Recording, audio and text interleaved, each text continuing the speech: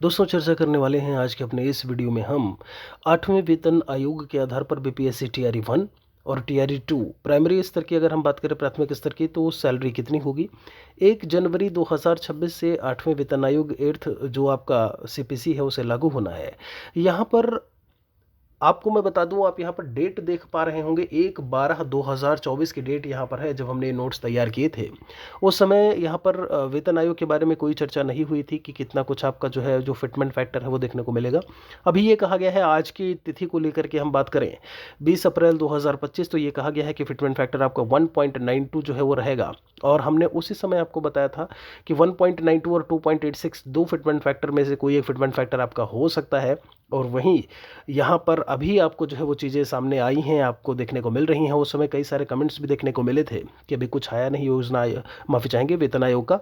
और वहाँ पर हम वीडियोज़ जो है वो देने लगे, तो कहीं ना कहीं जो सोर्स था वो ऑथेंटिक था। और ऐसे में अभी यहाँ पर जो चीज़ें हैं वो देखने को मिल रही हैं।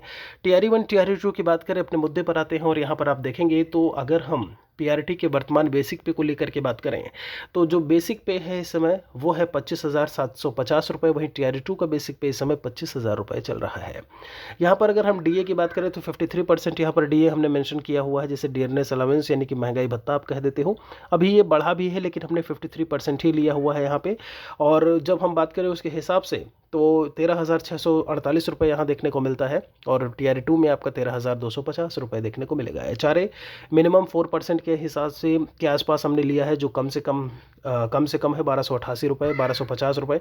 मेडिकल का 1,000 रुपये मिलता है सभी में, प्राथमिक स्तर से लेकर के ऊपर तक जो भी हैं सभी में 1,000 रुपये फिक्स है कि ये मासिक तौर पर जो है वो दिया ही दिया जाएगा। ग्रॉस सैलरी की बात करें 7वें वेतन आयोग के हिसाब से तो यहाँ पर 41,685 रुपये जो है वो टीआरई 1 का निकल के आता है वर्तमान में। वहीं टीआरई 2 का 40,500 रुपये निकल करके आता है। अब यहाँ पर अगर हम 8वें वेतन आयोग की बात करते हैं जनवरी 2026 के आधार पर, तो आप यहाँ पर बहुत अच्छे से देख पा रहे होंगे कि दो फिटमेंट फैक्टर पर हमने चर्चा की थी। एक था 1.92 और दूसरा था 2.86, और दोनों को ही आधार लेकर के हमने जो है वहाँ पर चर्चा की थी, वीडियोज़ में बताया था। फिटमेंट फैक्टर एग्जैक्टली क्या है और क्या कुछ चीज़ें होती हैं इसमें, सब कुछ 8th पे कमीशन वाली एक प्लेलिस्ट हमने बनाई हुई है, आप जाकर के उसे देखिएगा तो बहुत सारी चीज़ें आपको समझ में आ जाएंगी। यहाँ पर अब अगर हम बात करें कि बेसिक पे 25,750 रुपये है, उस हिसाब से फिटमेंट फैक्टर का जो मल्टीप्लिकेशन होगा वो आप एक गुणक समझिए कि जो फिटमेंट फैक्टर है वो एक गुणक होता है आपका बेसिक पे का। ठीक है, अगर हम गुणा करते हैं तो आप ये मान के चलिए 1.92 दिया है, दैट मीन्स कहीं ना कहीं दोगुने सैलरी की जो है बात यहाँ पर हो जाएगी। तो जो सैलरी आपका 25,750 था वो 49,440, इसे हम अगर 50,000 मान लें तो आपका बेसिक पे कितना, लगभग 50,000 रुपये हो गया। चूँकि उस समय जब 2026 में ये लागू होगा तो डीए जो है वो शून्य हो जाता है पूरे आपके वर्ष के लिए।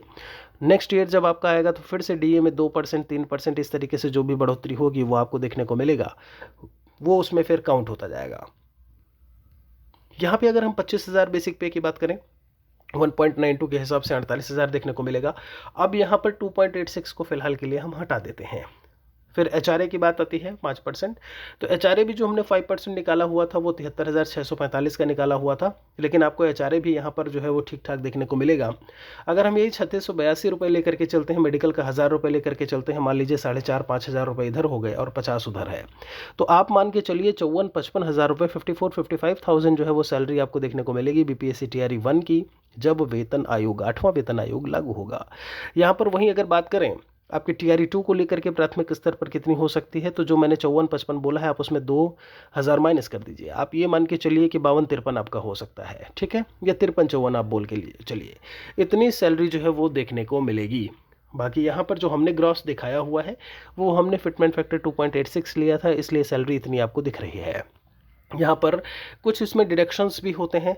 जब हम एनपीएस की बात करते हैं बेसिक पे डीए, उसका 10% आपका जो है वो डिडक्ट होता है, तो वो हमने यहाँ पर इंक्लूड नहीं किया है, उसको एक्सक्लूड करके हमने आपको ग्रॉस सैलरी बताई है। नेट सैलरी के बारे में हमने यहाँ पर चर्चा नहीं की है।